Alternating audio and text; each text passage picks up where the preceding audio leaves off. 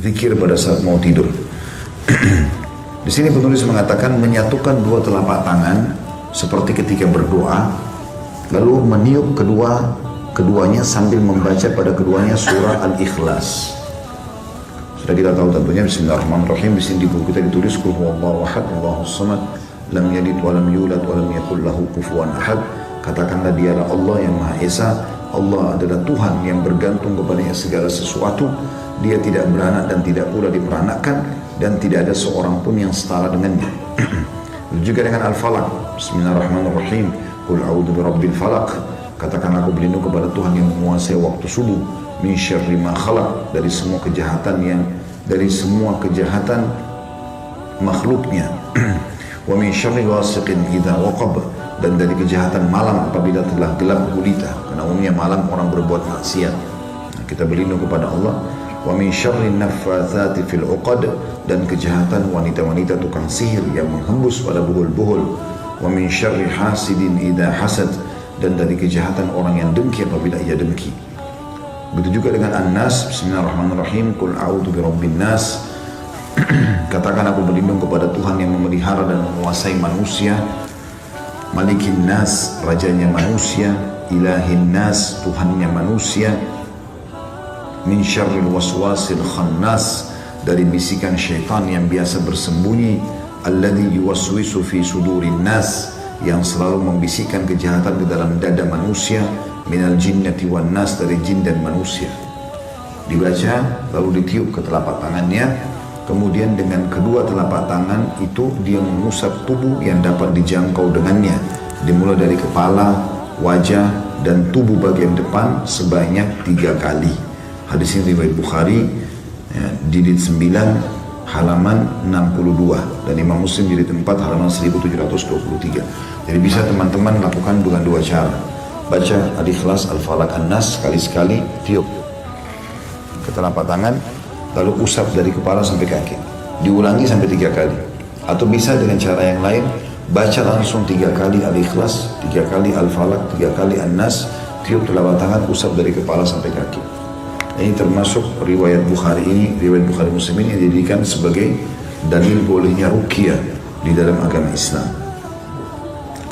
Kemudian dianjurkan membaca ayat kursi. Allahu la ilaha illa, Bismillahirrahmanirrahim, Allahu la ilaha illa wal hayyul qayyum. Allah yang tidak ada Tuhan yang berhak disembah kecuali Dia. Dia Maha hidup dan terus-menerus mengurus makhluknya. La ta'khudhuhu sinatun wala naum. Dia tidak pernah mengantuk apalagi tidur. Lahu ma fis samawati wa ma fil ard, miliknya lah semua yang di langit dan di bumi. Man dzal ladzi yashfa'u indahu illa bi'idni, tidak akan pernah ada yang bisa memberikan pertolongan di sisinya kecuali dengan izinnya. Ya'lamu ma baina aydihim wa ma khalfahum, dia adalah Tuhan yang mengetahui semua apa yang ada di antara kedua tangan mereka dan di belakang mereka. Wala yuhituna bi syai'in min ilmihi illa bima syaa, dan mereka tidak mengetahui apa-apa dari ilmu Allah melainkan apa yang dikehendakinya. Wasi'a kursiyyuhus samawati wal ard, sungguh maha luas telah pijakan kaki Allah atau kursinya Allah, ya, seluruh langit dan bumi ditutupi atau meliputi seluruh langit dan bumi. Kursi Allah meliputi langit dan bumi. Wala ya'udu hibduhuma wa huwal 'aliyyul 'azim, dan tidak ada yang merasa berat dan Allah tidak merasa berat memelihara keduanya, dan Dia Maha tinggi lagi Maha besar.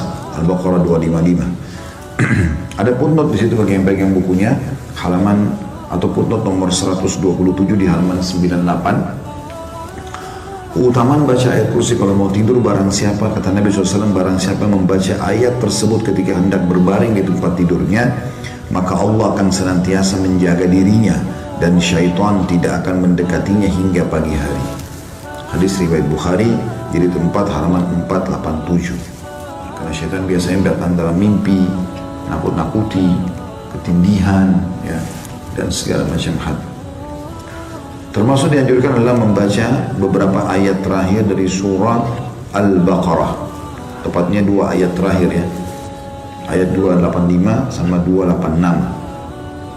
A'udzu billahi minasyaitonir rajim. Amanar rasulu bima unzila ilaihi min rabbih wal mu'minun. Sesungguhnya Rasul Muhammad SAW telah beriman terhadap apa yang diturunkan kepadanya Begitu juga orang-orang beriman, telah beriman terhadap apa yang diturunkan kepadanya. Kullun amana billah, semuanya mengimani tentang keberadaan Allah, wa malaikatihi, dan seluruh malaikat-malaikatnya, wa kutubihi, dan kitab-kitabnya, wa rusulihi, dan rasul-rasulnya, la nufarriqu baina ahadin min rusulih, dan kami tidak membeda-bedakan antara utusan-utusan Allah itu. Wa qalu sami'na wa ata'na, dan mereka berkata kami dengar dan kami patuh. Ghufranaka rabbana wa ilaikal masir, pengampunanmu yang kami harapkan wahai Tuhan kami, dan kepadamu lah kami akan dikembalikan. Itu ayat 25-nya. Ayat 26-nya, dua ayat terakhir Al-Baqarah. La yukallifullahu nafsan illa wus'aha, Allah tidak akan membebankan jiwa melampaui kemampuannya. Laha ma kasabat wa 'alaiha maktasabat, miliknya lah sesungguhnya ia mendapatkan pahala dari kebaikan yang diusahakannya dan mendapat siksa dari kejahatan yang dikerjakannya. Rabbana la tu'akhidna, laha ma kasabat wa 'alaiha maktasabat, Rabbana la tu'akhidna in nasina aw akhtana, wahai Tuhan kami janganlah kau menghukumi kami karena kami lupa atau kami salah. Rabbana wa la tahmil alaina isran kama hamaltahu 'alal ladina min qablina, wahai Tuhan kami janganlah kau bebankan kepada kami beban yang berat sebagaimana engkau bebankan kepada orang-orang sebelum kami. Rabbana wa la tuhammilna ma la taqata lana bih, ya Tuhan kami janganlah kau bebankan kami di atas kemampuan kami. Wa'fu anna, maafkanlah kami. Waghfir lana, dan juga ampunilah kami. Warhamna, kasihanilah kami. Anta maulana, engkau lah ya Tuhan kami. Fansurna 'alal qaumil kafirin, tolonglah kami dari orang-orang yang kafir. Al-Baqarah 285-286. Di situ ada footnote nomor 128 di halaman 101. Hadisnya adalah hadis riwayat Bukhari di jilid 9 halaman 94 dan Muslim jilid 1 halaman 554. Kata Nabi SAW, barang siapa yang membaca dua ayat tersebut di malam hari, dua ayat akhir Al-Baqarah, maka dua ayat tersebut telah mencukupinya. Makna mencukupinya adalah memenuhi segala kebutuhannya dengan termasuk menyelamatkannya dari segala mara bahaya. Jadi kalau dia misalnya naudzubillah terjadi gempa apa, dia bisa sempat bangun melarikan diri, intinya dia akan diselamatkan oleh Allah Subhanahu wa ta'ala. Kemudian masuk dalam doa setelahnya adalah tentu ini ada banyak riwayat berhubungan dengan masalah ini ya.